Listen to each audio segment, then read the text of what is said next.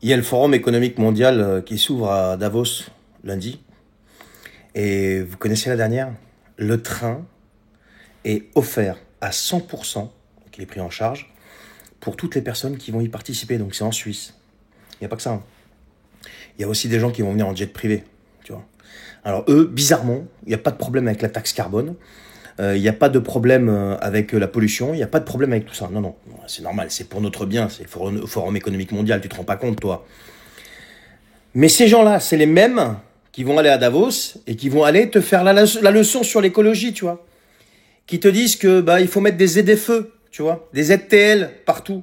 Et que ta bagnole de 2006 ou de 2008 ou de 2010, elle pollue trop, tu comprends? Bah oui.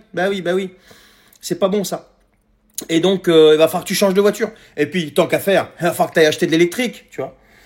Et puis voilà. Donc, c'est ces gens-là. Voilà. Donc, train offert. Et en plus, pour ceux qui vont y aller en jet, pas de problème avec la pollution. Voilà. Eux, ils polluent jamais, eux. Tu comprends pas. Eux, c'est pas, c'est l'élite. Non, mais on vit dans un monde, mais c'est un sketch. Emmanuel Macron est au Liban. Moi, j'ai remarqué un truc. C'est qu'à chaque fois que sa popularité est ras des pâquerettes, qu'est-ce qu'il fait? Il va faire un tour chez nous. Oui, je dis chez nous, pour ceux qui ne me connaissent pas, je suis d'origine libanaise, je suis né au Liban, et je suis naturalisé français, je suis un Français par naturalisation.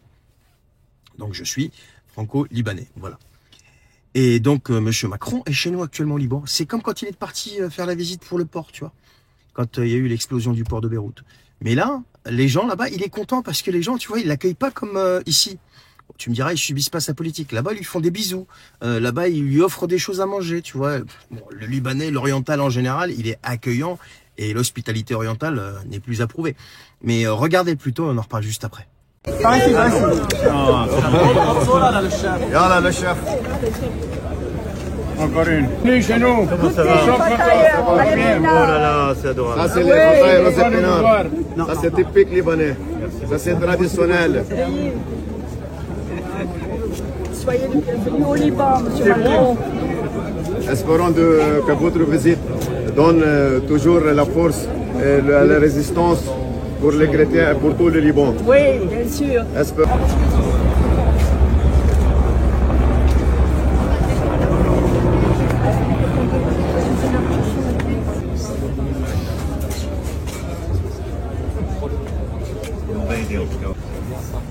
Vous prenez un café?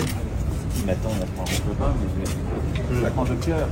Le café suspendu, comme on dit. Bonjour monsieur. Bonjour. Ça va? Merci beaucoup. Hein. Venez. Vous préparez un petit café? C'est bon ça, oui.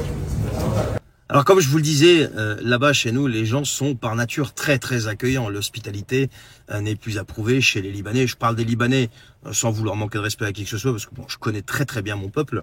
Ils sont très très accueillants, ils vous offriraient tout ce qu'ils ont. Mais là où je veux appuyer, c'est sur le fait que notre Mac national, ici chez nous, mes chers compatriotes libanais, il est à 21% ou 23%, je sais plus combien, dans les sondages d'opinion favorable. Il est au plus bas. Donc ne vous laissez pas fourvoyer par son attitude sur place à Beyrouth. Il y a une deuxième chose. Moi, je veux vous ramener à cet épisode malheureux de l'histoire du Liban, l'explosion du port de Beyrouth. Il est venu 2 fois, il a fait des promesses. Qu'est-ce que vous avez obtenu à part rien que dalle? Donc faites très attention. Les accolades, c'est bien. Votre accueil, j'en suis super fier. Mais il faut faire quand même très attention. Vous ne savez pas à qui vous avez affaire. Fin de conversation. Salut.